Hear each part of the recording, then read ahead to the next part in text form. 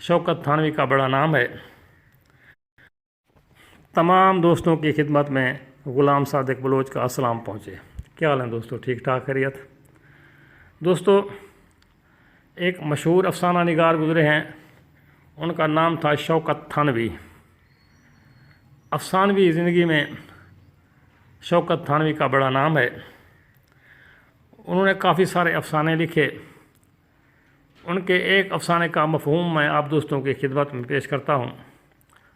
वो कहते हैं कि मैं एक मुसव्विर से अपनी तस्वीर बना कर लाया, अच्छी सी तस्वीर बनाई।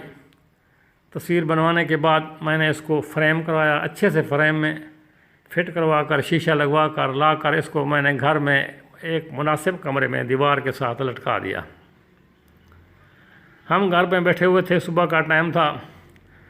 हमारे एक चचा घर में तशरीफ़ ले आए। उन्होंने आते ही मुझसे पूछा, बेटा ये तस्वीर किसकी है? मैंने कहा ये तस्वीर मेरी है। उन्होंने कहा किससे बनवाई है? मैंने कहा फ़लाँ मुसव्विर से बनवाई है। उन्होंने कहा कितने पैसे लग गए? मैंने कहा इतने पैसे लग गए। उन्होंने कहा कि ये फ़्रेम कहाँ से कराया है? मैंने कहा फ़लाँ दुकान से फ़्रेम कराया है। उन्होंने कहा कि फ़्रेम वाले ने कितने पैसे लिए? मैंने कहा इतने पैसे लिए हैं। उन्होंने कहा कि ये कब लेकर आए हो? मैंने कहा अभी अभी थोड़ी देर पहले लेकर आया हूँ और अभी अभी यहाँ पर लटका दी है। चंद बातें हुई, इसके बाद वो बुज़ुर्ग चले गए। अभी थोड़ी देर गुजरी हुई थी, हमारे एक दूर की रिश्तेदार खाला थी हमारी, जो वो तशरीफ़ ले आई। उन्होंने आते ही पूछा, ये बेटा तस्वीर किसकी है? मैंने कहा जी तस्वीर मेरी है। उन्होंने कहा कि कहाँ से ये बनवाई है? मैंने कहा फ़लाँ मुसव्विर से बनवाई है।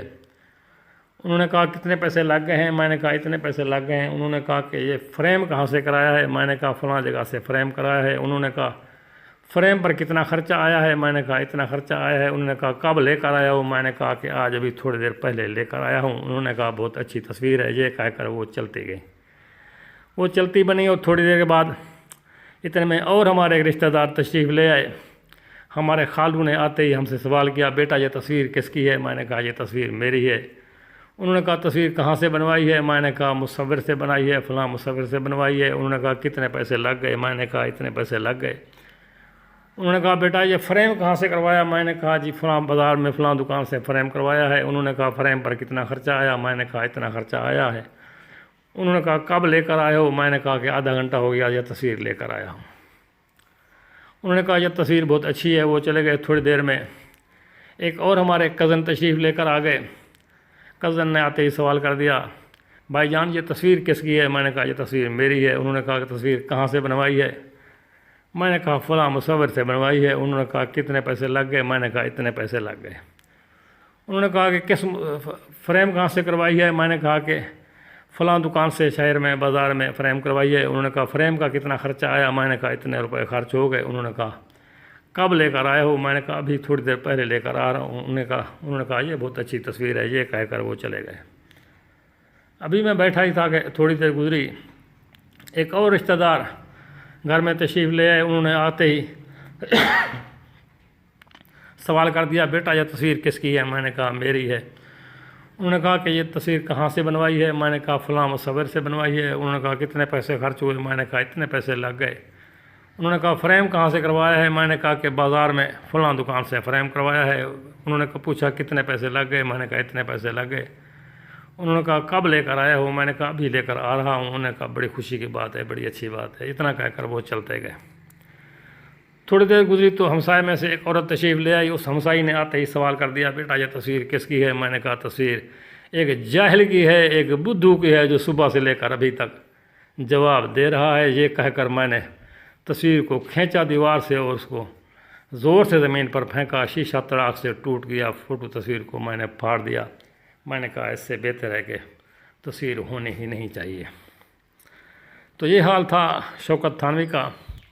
कुछ इसी तरह की सूरत हाल इन ग्रुपों में है। अगर बंदा कोई शरीफ आदमी नुस्खा बयान कर देता है तो उसके पीछे फिर लोग पड़ जाते हैं। ये आपने नुस्खा कहाँ से लिया था? कब लिया था? पहली बार कब बनाया था? क्या वाकई कामयाब हुआ था? कितने ग्राम माल निकला था? कितने का बिका था? नुस्खा वाकई सच्चा है? नुस्खा वाकई आपका अपना है?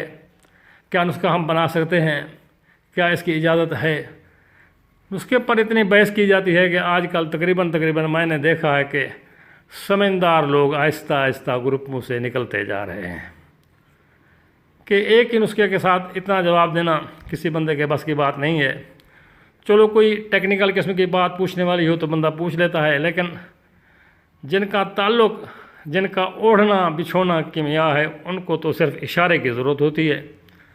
ایک اشارہ ہی انسان کے لیے کافی ہے۔ اگر آدمی کیمیا سے واقفیت رکھتا ہے، جو واقفیت نہیں رکھتے تو ان کے آگے سارا دن اس کا بیان کرتے رہو، ڈیٹیل سے بیان کرتے رہو، تفصیل سے بیان کرتے رہو، ان کے پلے کچھ نہیں پڑتا۔ بہرحال میں بار بار گزارش کرتا رہتا ہوں کہ دوستو، کیمیا میں سب سے اہم چیز گندھک ہے۔ جو آدمی گندھک کو سمجھ جائے، جس کو گندھک پر عبور حاصل ہو جائے، اس کو اور کسی نسخے کی ضرورت نہیں ہے۔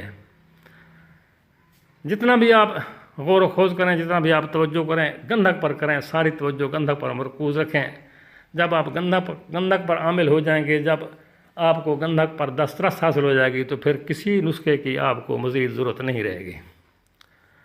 گندھک کے بے شمار نسخے دوست بیان کرتے رہتے ہیں، میں بھی عرض کرتا رہتا ہوں۔ ایک بوٹی ہے، اس کا نام ہے ناگ پھنی، مشہور بوٹی ہے۔ ایک کانٹے دار درخت ہے چھوٹا سا، تھور کی ایک نسل ہے ناگ پھنی۔ تو اس کا پتا دبیز ہوتا ہے، موٹا ہوتا ہے، جس پر تھوڑے تھوڑے کانٹے بھی ہوتے ہیں۔ آپ اس کے پتے اتار لیں جتنے چاہیے، حسب ضرورت اس کے پتے لے کر ان کو کسی چیز سے پکڑ کر آگ کے اوپر ایسے پھیریں کہ اس کے کانٹے جل جائیں۔ کانٹے جلانے کے بعد اس کو کوٹ کر آپ اس کا پانی نکالیں۔ اس بوٹی کا پانی نکال کر اب آپ نے گندھک کو اس کے پانی میں بجھاؤ دینے ہیں۔ گندھک کو بار بار پگھلا کر بجھاؤ دیتے جائیں، بجھاؤ دیتے جائیں۔ جو آدمی 101 بار بجھاؤ دینے میں کامیاب ہو جائے، وہ گندھک کو پیس کر محفوظ کر کے اپنے پاس رکھ لے، اس کے پاس ایک قسم کی دولت جمع ہو گئی۔ جب ضرورت ہو چاندی پر ذرا سی ماریں، چاندی رنگین تیزابی ہوگی۔